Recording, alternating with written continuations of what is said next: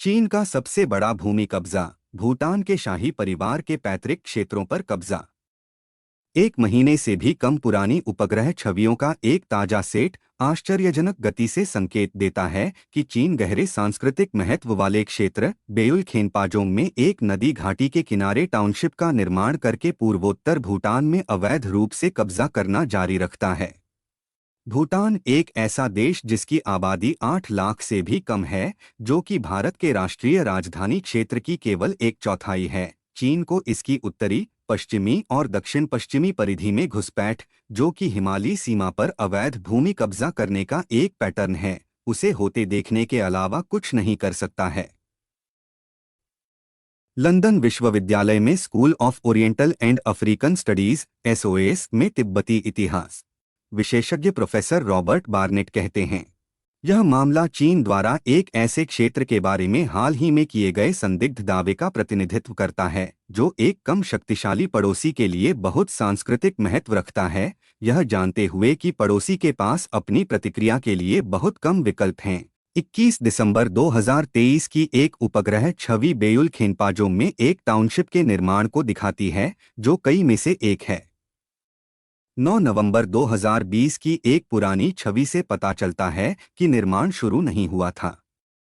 Beijing की निर्माण गतिविधि भूटान के साथ चल रही सीमा वार्ता के बावजूद आती है, और यहाँ और पास के जकारलुंग क्षेत्र में निर्माण की सीमा स्पष्ट रूप से इंगित करती है कि बीजिंग इन क्षेत्रों से किसी भी वापसी पर विचार से बहुत दूर हो सकता है। चीन द्वारा भूटानी क्षेत्र की भूमि पर कब्जा देश के उत्तर, पश्चिम और दक्षिण तक फैला हुआ है।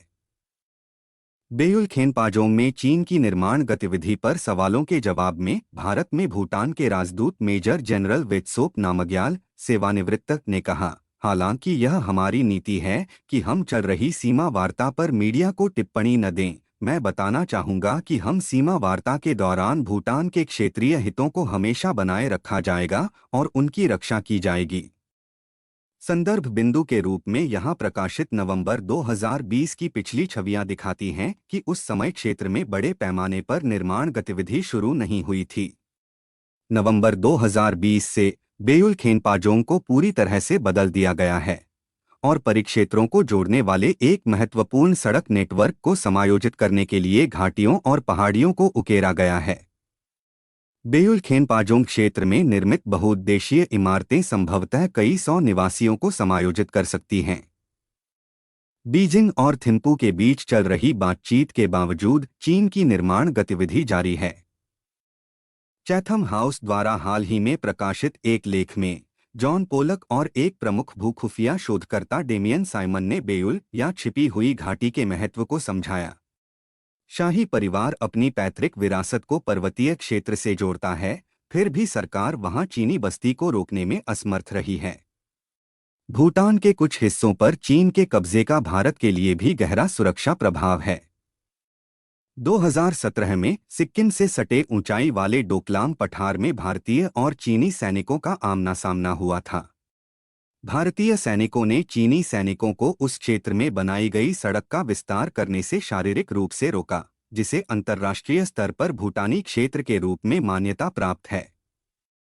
तब से चीनी श्रमिकों ने अमूचू नदी घाटी के किनारे 3 गांवों का निर्माण करने के लिए भूटानी क्षेत्र में घुसपैठ की है, जो पूर्व में स्थित है और सीधे डोकलाम से सटा हुआ है। नई दिल्ली भूटान में चीन की जमीन हड़पने को सिलीगुड़ी कॉरिडोर को खतरे में डालने के लिए दक्षिण में अपनी उपस्थिति बढ़ाने की प्रक्रिया का हिस्सा मानती है, जो भूमि की एक संकीर्ण पट्टी है जो पूर्वोत्तर को शेष भारत से जोड़ती है। भारत के अग्रणी चीन पर्यवेक्षक डॉक्टर ब्रह्मा चेलानी कहते हैं, भूटानी क्षेत्रीय संप्रभुता का उल्लंघन करने वाली चीनी निर्माण गतिविधि का उद्देश्य भूटान भारत संबंधों को कमजोर करना और थिम्पू को चीनी मांगों को मानने के लिए मजबूर करना हो सकता है। छवि एक व्यापक सड़क नेटवर्क से जुड़े बेयुल खेनपाजोंग क्षेत्र में 3 अलग-अलग सम्मेलनों को दिखाती है। पिछले 3 साल से निर्माण कार्य चल रहा है। भारत की सुरक्षा चिंताएं वास्तव में थिम्पू के लिए एक अतिरिक्त समस्या हैं। चीन ने भूटान पर एक तथाकथित पैकेज डील थोप दी है, वह जकारलुंग और उसके दक्षिण और पश्चिम के क्षेत्रों को वापस करने से इनकार कर देता है जब तक कि भूटान पश्चिमी भूटान के क्षेत्रों, विशेष रूप से डोकलाम पठार, को चीन को नहीं सौंप देता, जिसे भूटान अपने संधि दायित्वों के कारण नहीं छोड़ सकता है। चीन के अत्यधिक दबाव के कारण भूटान अपने क्षेत्र में घुसपैठ को हमेशा के लिए बंद करने का इच्छुक है। पिछले साल अक्टूबर में विदेश मंत्री टांडी दोरजी ने बीजिंग की यात्रा की, जो भूटान के लिए पहली यात्रा थी। उसी महीने प्रधानमंत्री लोटे शेरिंग ने कहा कि उन्हें उम्मीद है कि चीन और भूटान के बीच एक उचित सीमा का सीमांकन किया जाएगा। थिम्पू ने वार्ता की प्रगति पर सार्वजनिक बयान नहीं दिया है, हालांकि यह माना जाता है कि नई दिल्ली को नवीनतम घटनाक्रमों के बारे में सूचित रखा गया है। हालांकि भारत की सबसे बड़ी चिंता चीन के साथ भूटान के संबंधों का भविष्य हो सकता है। भूटान धीरे धीरे चीन की रणनीतिक कक्षा में स्थानांतरित हो रहा है और भारत बहुत कुछ नहीं कर सकता है, सिवाय इसके कि नई दिल्ली और थिम्पू के बीच एक नए सुरक्षा समझौते पर हस्ताक्षर किए जाएं। आपको ये जानकारी पसंद आई तो अपनी राय जरूर दें। दुनिया भर के तथ्य और अपडेट जानने के लिए हमें सब्सक्राइब करें।